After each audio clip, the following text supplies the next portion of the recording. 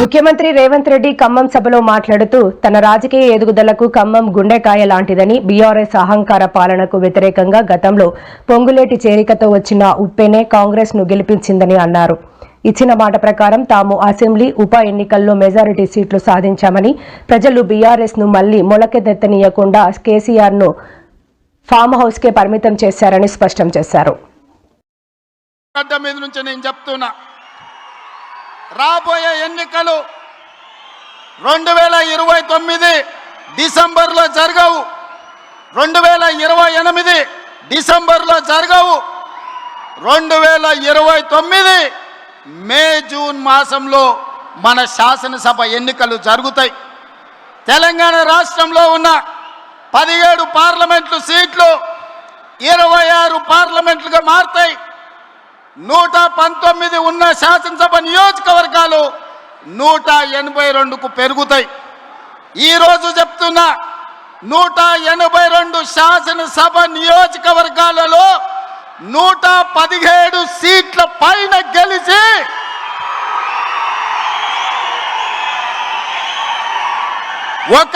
ఒకటి 7 మీడియా మిత్రులారా రాసుకోండి. 117 అంటే 117 శాసన సభ్యులను గెలిపించుకొని రెండవసారి తెలంగాణ రాష్ట్రంలో ప్రజాపాలనను కాంగ్రెస్ ప్రభుత్వాన్ని గెలిపిస్తాం. రాముడు మీద, భద్రాచలం రాముడు మీద ఆన. ఇది ఖమ్మం కాంగ్రెస్ కార్యకర్తల మాట. కాసుకో చంద్రశేఖర్ రావు, నువ్వు, నీ కొడుకు, నీ అల్లుడు, నీ బిడ్డ, నీ చుట్టాలు, నీ భజన పరులు, నీ ఒప్పందాల వాళ్ళు, కాసుకో చంద్రశేఖర్ రావు, నువ్వు, నీ కొడుకు, నీ అల్లుడు, నీ బిడ్డ, నీ చుట్టాలు, నీ భజన పరులు, నీ ఒప్పందాల వాళ్ళు, నీ దొంగ సర్వేలు చేసే దొంగ ఏజెన్సీలతో సహా గుర్తు పెట్టుకోండి. ఈ తారీఖు తెలంగాణ రాష్ట్రంలో ఉన్న 17 పార్లమెంట్లు సీట్లు 26 పార్లమెంట్లుగా మారుతాయి. రోజుకు 18 గంటలు పనిచేస్తాం మేమందరం, మా మిత్రులందరం. రాబోయే తెలంగాణ ప్రజల గుండె చప్పుడు ఇన్న ఈ ప్రజా ప్రభుత్వం చెప్పింది చెప్పినట్టుగా ప్రజా తీర్పుని ఇప్పించడం ద్వారా పాపాల బైరోడుని ఫామ్ హౌస్ లో బంధించినాం. ఇక ఈ పశుపతికి విముక్తి లేదు. పాపాల బైరోడు ఫామ్ హౌస్ లోనే బందీ అవుతాడని చెప్పిన మా నాడు. ఇవాళ మీడియా మిత్రులారా రాసుకోండి.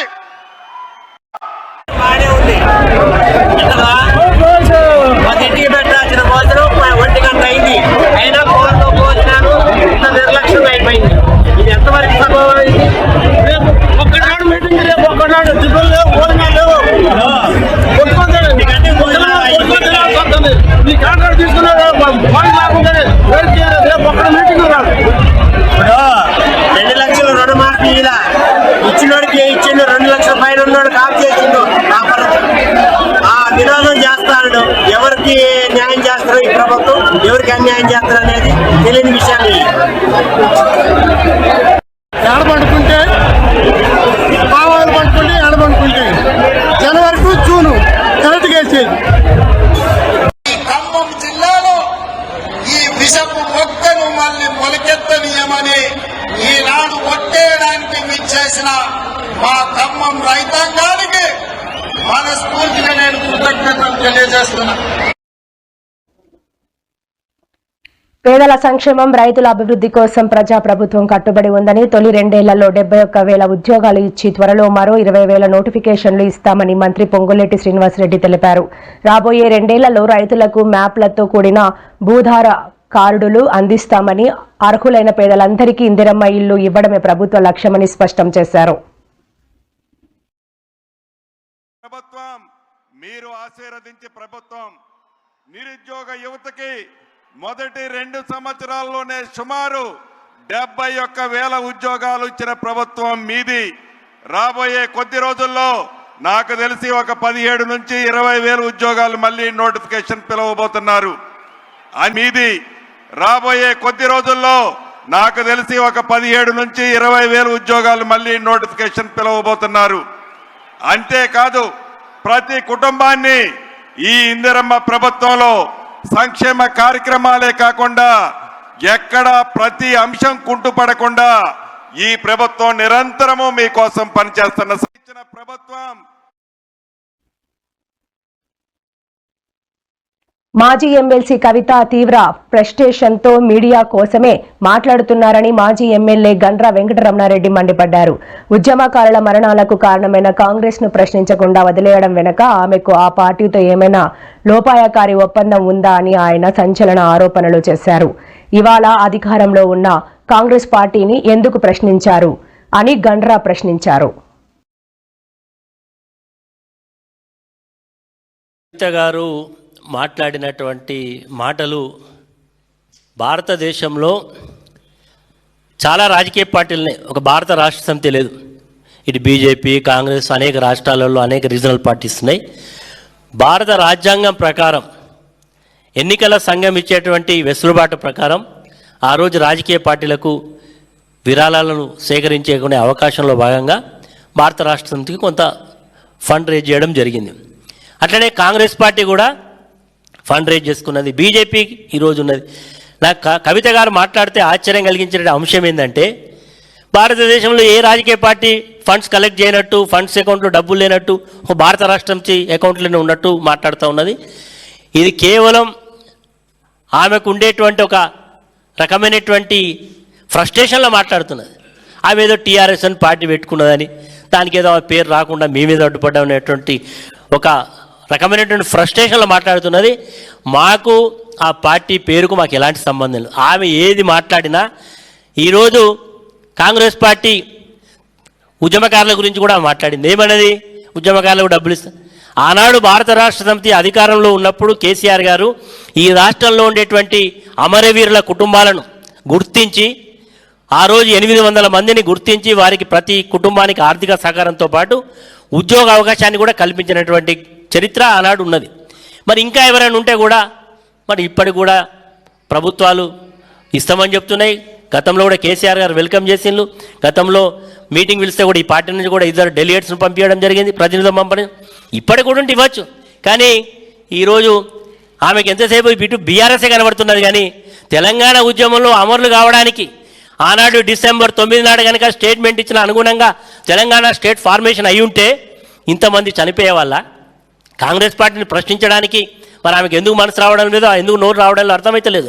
అంటే ఇంటర్నల్ అండర్స్టాండింగ్ ఉందా లేకపోతే ఏముందో అని ఈరోజు ప్రజలు అనుమానం కలిగే పరిస్థితి. అనుమానాలకు ఆమె సమాధానం. ఈరోజు బీజేపీ దగ్గర కూడా ఉన్నది, ఇంకా చాలా డిఎంకే ఉన్నది, ఏఐడిఎంకే ఉన్నది, పక్క రాష్ట్రం ఉన్నటువంటి ఎన్సీపీ, ప్రతి రాజకీయ పార్టీ కూడా వెసులుబాటుతోటి ఫండ్ రేజ్ అనేది. కాబట్టి ఇదంతా కూడా ఆమె ఒక రకమైనటువంటి ఫ్రస్ట్రేషన్లో మాట్లాడుతున్నటువంటి మాటలే తప్ప ఇందులో ఏం కూడా లేదు. నిజంగా తెలంగాణ అమరవీరుల విషయంలో ఇంత గొప్పగా ఆలోచించినటువంటి ప్రభుత్వం ఏం లేదు. భారతదేశంలోనే అతిపెద్ద తెలంగాణ అమరుల స్తూపాన్ని కట్టినటువంటి చరిత్ర ఎక్కడ ఉందో కేవలం హైదరాబాద్ నగరంలో కేసీఆర్ గారి నాయకత్వంలో జరిగింది. కాబట్టి ఇవన్నీ కూడా ఆమె ఏదో మాట్లాడాలి, మీడియా లైవ్లో ఉండాలనేటువంటి మాట తప్ప ఇందులో ఎలాంటి వాస్తవం లేదు, ఎలాంటి పసలేదని నా అభిప్రాయం.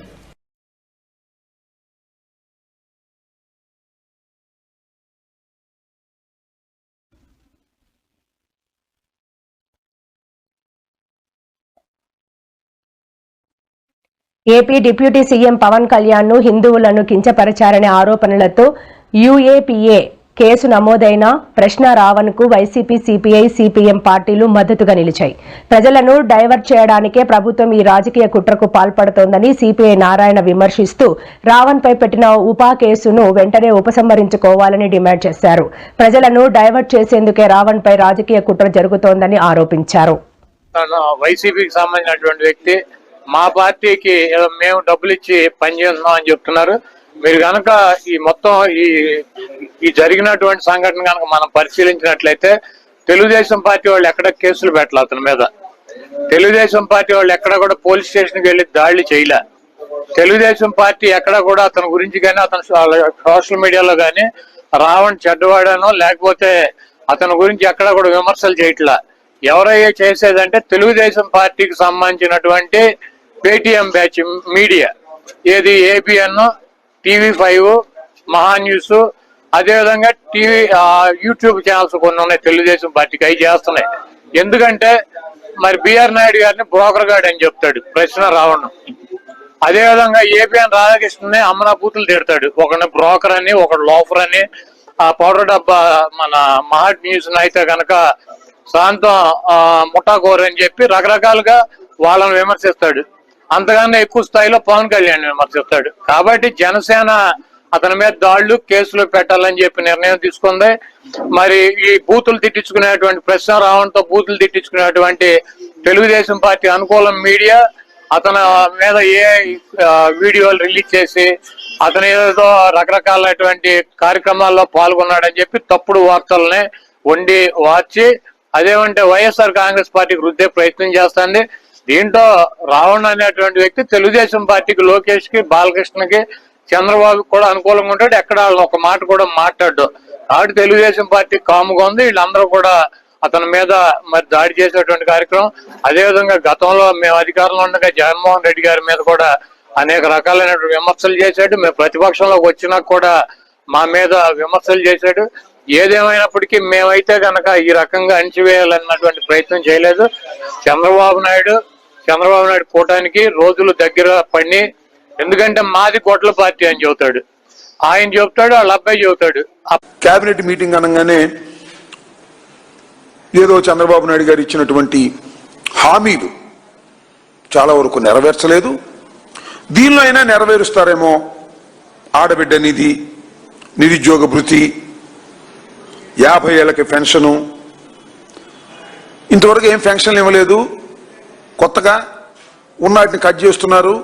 ఏమన్నా కొత్తగా పెన్షన్లు ఇస్తారేమో అని, సంక్షేమం ఏదైనా జరుగుతుందేమోనని పేద ప్రజానీకం ఎదురు చూస్తూ వస్తున్నారు తప్ప వాళ్ళకి నిరాశే కలుగుతుంది.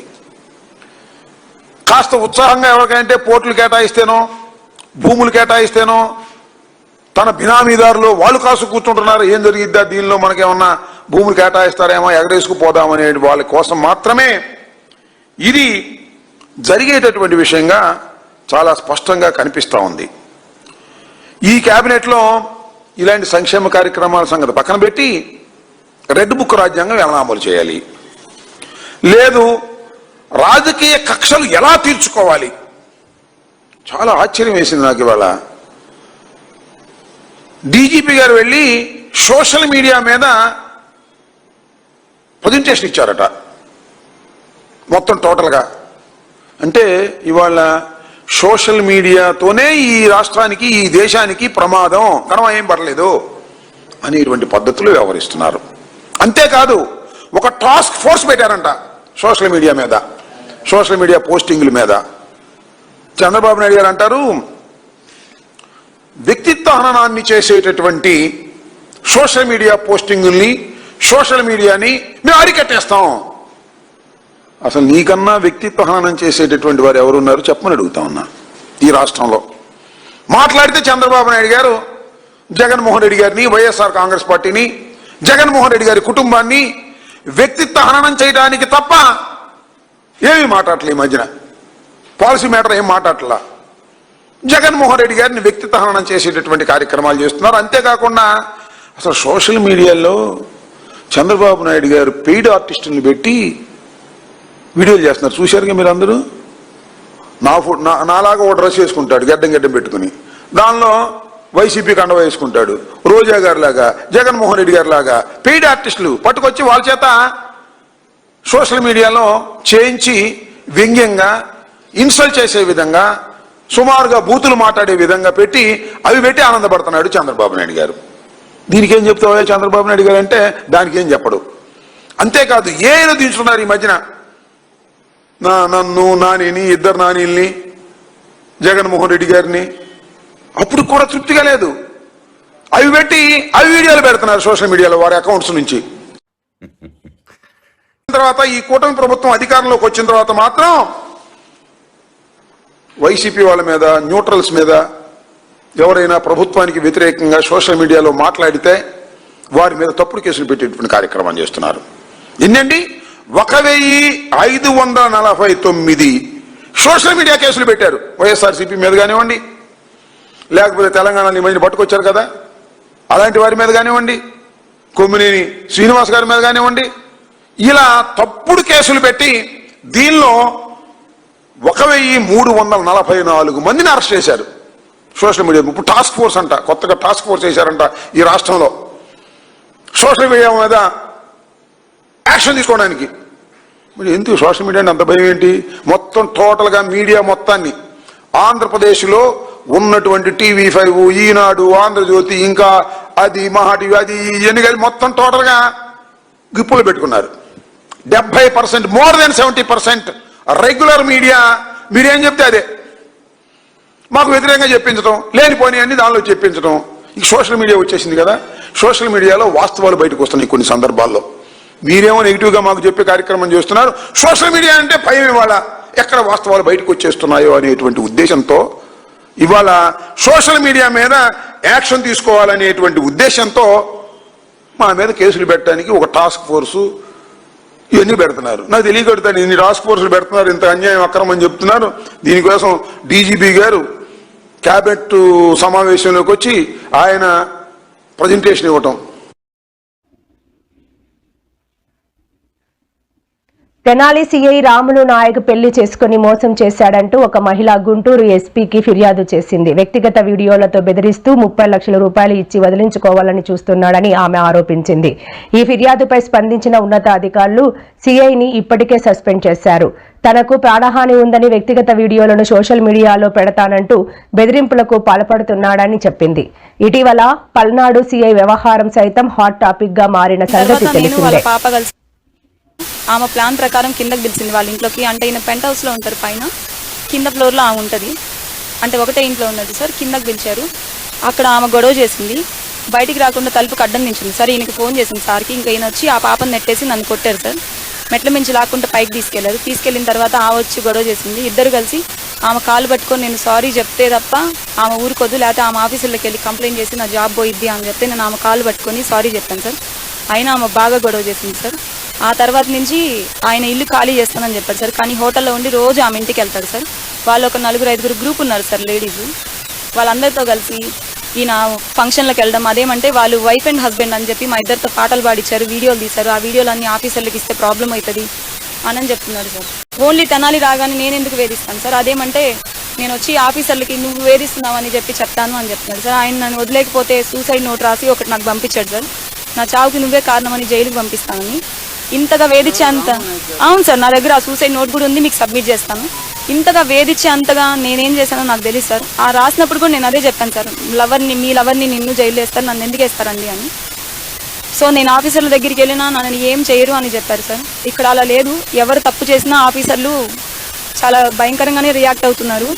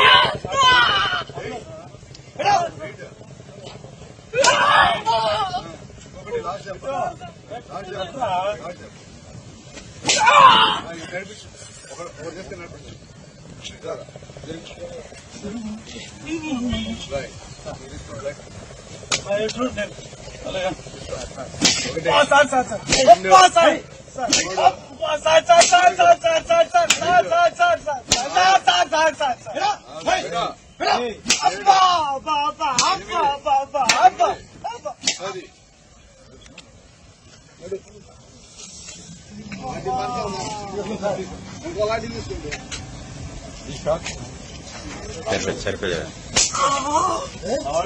మళ్ళీ 50 పడతాయి.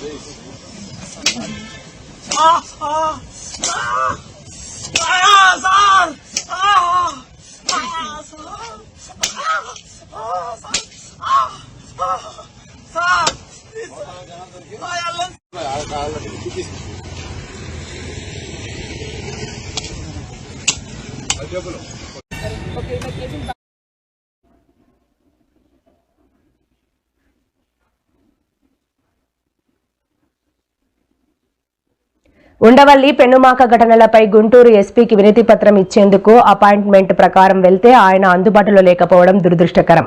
గత నెల 27న రైతులను పరామర్శించడానికి వెళ్లిన మాపై దాడి చేసి తిరుగు ప్రయాణంలో మాపైనే అక్రమ ఆల్ట్రాసిటీ కేసులు పెట్టారు. పోలీసులు నిబంధనలు ఉల్లంఘిస్తూ అధికార పక్షానికి అనుకూలంగా వ్యవహరిస్తున్నారని, ఇలాంటి తప్పుడు కేసులకు తాము భయపడేది లేదని స్పష్టం చేశారు. కానీ చట్ట ప్రకారం మేము ఇవ్వము పూలింగ్ అన్న వాళ్ళ దగ్గర నుంచి తీసుకోవచ్చు. చట్టంలో ఏమి ఉందో దాని ప్రకారం ప్రొసీజర్ అవ్వాలి. కానీ దురదృష్టం ఏంటంటే పెనుమాక, ఉండవల్లి ఇంకా పరిసర ప్రాంతాల్లో ఉన్నటువంటి రైతాంగం జగన్మోహన్ రెడ్డి గారి దగ్గరికి వచ్చారు. అయ్యా, మేము పూలింగ్కి ఇవ్వన్నాము, ఆ కక్షతో ఎక్విజిషన్ యాక్ట్ ప్రకారం నోటీస్ ఇచ్చారు, అది కూడా సరిగ్గా అమలు చేయకోకుండా మా మీద ఒత్తిడి చేస్తున్నారు, బెదిరిస్తున్నారు, మీ సహాయం కావాలి అని అడిగారు. జగన్మోహన్ రెడ్డి గారు అంతా విని నేను కమిటీని వేస్తున్నాను, లీగల్గా అదేవిధంగా పొలిటికల్గా అని చెప్పడం, మమ్మల్ని అందరినీ కమిటీగా వేయటం, లీగల్గా కూడా ఒక కమిటీని వేయటం జరిగింది. మేము ఇప్పటికీ రైతులతో 2 సార్లు కూర్చున్నాం. ముందు వాళ్ళు ఏమడిగారంటే, లీగల్గా మీరు ఏమి సహాయం చేయగలుగుతారో వచ్చి మా గ్రామాల్లో చెప్పండి అంటే లీగల్ టీమును పంపించాం. వాళ్ళు కొంత ఎక్స్ప్లెయిన్ చేశారు. తరువాత మళ్ళా 2వ సమావేశంలో పొలిటికల్గా మీరు కూడా వచ్చి మాకు జరుగుతున్న అన్యాయాన్ని గ్రౌండ్లో మీరు చూడండి, చూసి కాస్త ప్రజాస్వామ్య పద్ధతుల్లో మీడియాకు చెప్పండి, సమాజానికి చెప్పండి అని అడిగారు. ఈరోజు మేము అందరం వెళ్ళి ఆ రైతుల యొక్క స్థితిగతులు తెలుసుకొని ప్రాక్టికల్గా గ్రౌండ్లో చూడాలనే ఉద్దేశంతో మేము వాళ్ళ బయలుదేరి వెళ్ళాం. ఇది మేము చేసింది. మేము వెళ్తే ఎందుకు మీరు అలా అడ్డుకుంటున్నారు నాకు అర్థం కాలేదు. ప్రజాస్వామ్యంలో రైతుల కోరిక మేరకు వారి సమస్యలు తెలుసుకోవడం కోసం, పరిష్కరించడం కోసం, మా వాయిస్ వినిపించడానికి మాజీ ప్రజాప్రతినిధులుగా మేము వెళితే అడ్డుకోవాల్సిన అవసరం ఏంటి? సరే అడ్డుకున్నారు పో. ఏంటి దాడులు ఏంటి నాకు అర్థం కాలేదు. కార్లు పగలగొట్టారు, రాళ్లు వేశారు, కొట్టడానికి ప్రయత్నం చేశారు. ఈ క్రమంలో ఒక పెద్ద రాయి, ఇంత రాయి విసిరారు మా మీదకి. ఒక కానిస్టేబుల్ అడ్డం వచ్చాడు, వాడికి తెలియదు పాపం. Is hospitalised. జగన్మోహన్ రెడ్డి గారు మమ్మల్ని కమిటీ వేసిన తర్వాత రైతులతో 2 సార్లు సమావేశమయ్యి వారి రిక్వెస్ట్ మేరకు మేము వెళుతున్నటువంటి ప్రోగ్రామ్ని మేము అనౌన్స్ చేసి వెళుతుంటే వాళ్ళు మెసేజ్ ఇవ్వడం ఏంటి? తర్వాత చెప్పుకోమని మాకు అభ్యంతరం లేదు. ప్రతి దానికి మేము ప్రోగ్రామ్ ఇస్తే దాన్ని చెడగొట్టాం పోలీసులు అడ్డం పెట్టుకుని.